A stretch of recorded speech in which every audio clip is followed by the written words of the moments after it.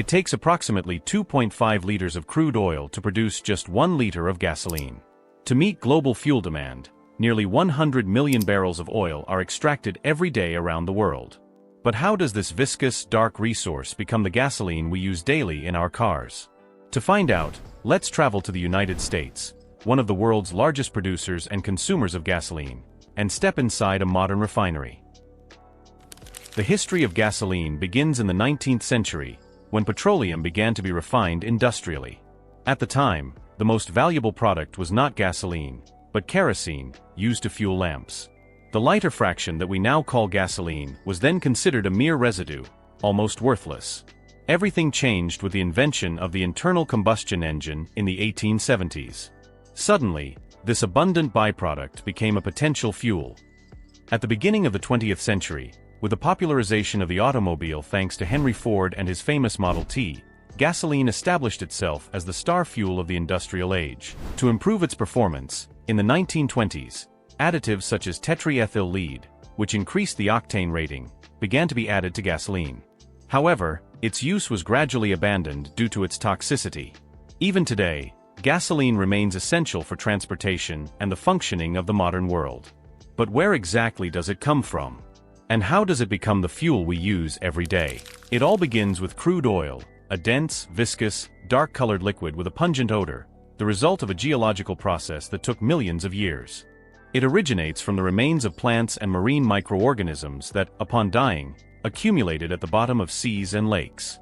Over time, these organic layers were covered with sediments, then subjected to enormous pressure and high temperatures, until they transformed into the substance we now call black gold, one of humanity's most precious energy sources. At first glance, crude oil has nothing appealing about it. It's a sticky, dirty, and difficult to handle mass. But for the oil industry, it represents one very simple thing: immense economic value. To extract it, you first have to find it.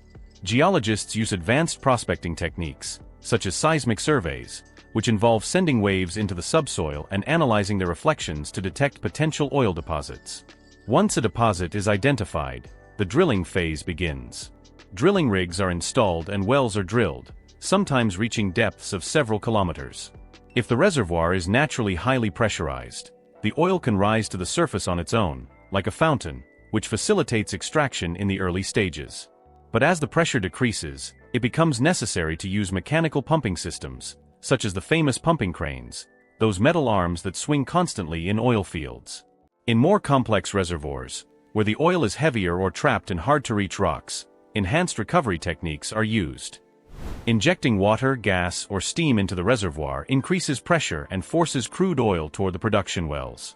These strategies, refined over decades, allow for maximum extraction from each deposit and prevent large volumes of oil from remaining trapped underground.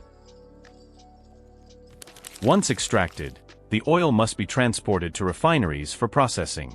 Depending on the location of the oil field, this transport is carried out via long pipelines, veritable underground energy highways, or by enormous tankers that cross oceans carrying hundreds of thousands of barrels. This journey marks the beginning of a crucial stage: the transformation of crude oil into fuel and essential products that power our daily lives. When crude oil arrives at the refinery, its metamorphosis into a multitude of products, including gasoline, begins. In its natural state, crude oil is an extremely complex mixture of hydrocarbons of varying sizes and structures. To extract efficient fuels from it, it must first be separated into different fractions. The basic process is fractional distillation, a technique that classifies the components according to their boiling point. The process begins by heating the oil to temperatures exceeding 370 degrees Celsius, high enough to transform it into a liquid vapor mixture.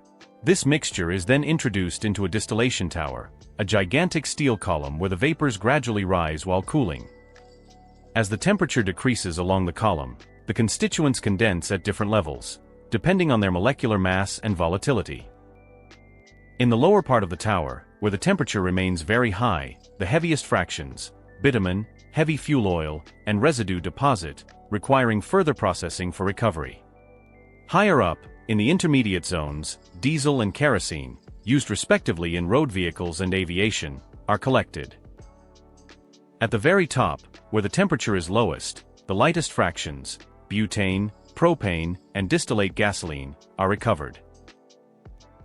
But the crude oil obtained from this initial separation is not yet ready to power a modern engine.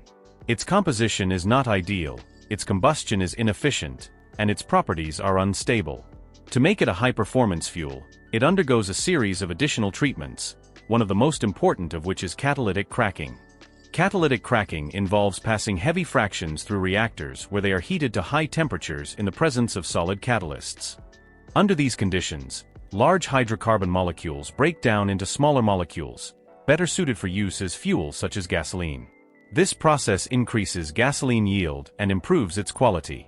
The result is higher octane blends, meaning they are more resistant to pre-ignition in the engine. This allows for more controlled combustion, improves vehicle performance, and helps reduce certain polluting emissions. Step by step, crude oil is thus transformed into a wide range of products essential to modern life. Gasoline, diesel, liquefied gas, lubricants, plastics base, and chemicals. But before gasoline reaches the fuel pumps, it must undergo fine adjustments and rigorous quality controls. Before powering any engine, gasoline must be processed and optimized to meet strict quality standards. The goal is not only to improve its efficiency, but also to limit its environmental impact as much as possible. One of the first treatments is desulfurization, which aims to remove sulfur compounds present in crude oil.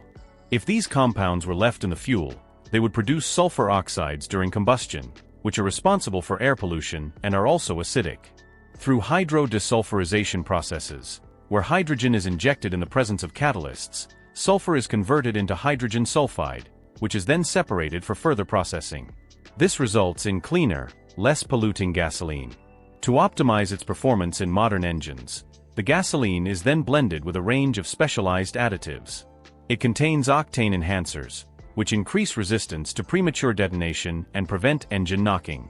This extends the life of mechanical components and improves fuel efficiency. Other additives play an equally important role. Detergents, for example, prevent injector and valve fouling by dissolving deposits as fuel is used. Corrosion inhibitors protect lines and tanks from rust and oxidation. Antioxidants and stabilizers prevent premature fuel degradation during storage, limit the evaporation of the most volatile fractions, and maintain gasoline quality for weeks or even months. A key parameter for characterizing gasoline is its octane rating, which measures its ability to resist pre-ignition in the cylinder before the spark plug ignites. Generally, two main categories are distinguished on the market. Regular gasoline, around 87 to 90 octane depending on the country, is sufficient for most engines with moderate compression ratios, often older models.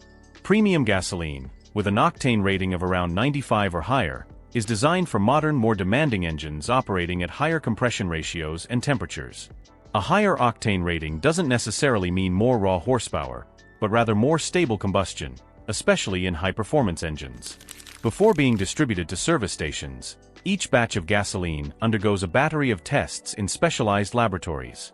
These tests assess its stability, volatility, ignition capability, and purity. It is checked to ensure that it does not contain solid contaminants, water, or undesirable components that could harm engines. Standardized tests also measure its tendency to form deposits, its behavior at low temperatures, and its flash point. Only after meeting all these requirements is the gasoline authorized to leave the refinery. It is then ready to join the vast logistics infrastructure that will carry it to the underground tanks of service stations. The first link in this distribution chain is the transport of gasoline from the refinery to regional storage depots. Two main modes of transport are used for this. The main means of transporting large volumes over long distances are oil pipelines.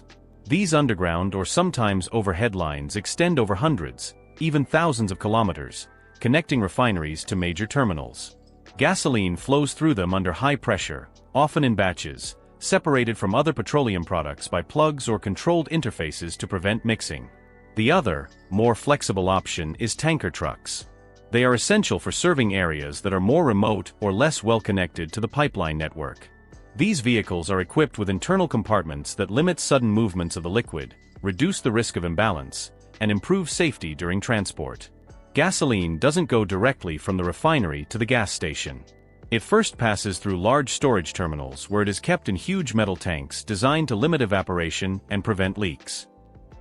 It is also at this stage that certain specific additives can be added according to local regulations or the formulation specific to each oil brand. From these terminals, smaller tanker trucks take over to deliver to the service stations. These trucks must comply with very strict safety standards, including automatic shutoff valves, corrosion-resistant materials, grounding devices to prevent electrostatic discharge, and vapor recovery systems. Upon arrival at the station, the cargo is unloaded into underground, insulated tanks equipped with sensors that continuously monitor the level and leak tightness. Special precautions are taken during unloading, including connection to the grounding system, ventilation control, and management of flammable vapors. Once in these underground reservoirs, the gasoline is ready to be dispensed into the vehicle. From the pump nozzle to the engine, every drop of fuel has traveled an impressive journey. From deep within the earth where oil formed over millions of years, to refineries, pipelines, trucks, tanks, and finally to your car's tank, an entire network of technology, chemistry, and logistics works behind the scenes so you can simply fill up in minutes. And that's how its product, transformed and distributed every day, produces millions of liters of gasoline around the world. Now that you know the entire journey of gasoline, from its extraction to its transformation into this black liquid, do you think its price is justified or not? Tell us in the comments. We want to know your opinion. If you enjoyed this documentary, then don't forget to like, subscribe, and turn on notifications so you don't miss any of our content.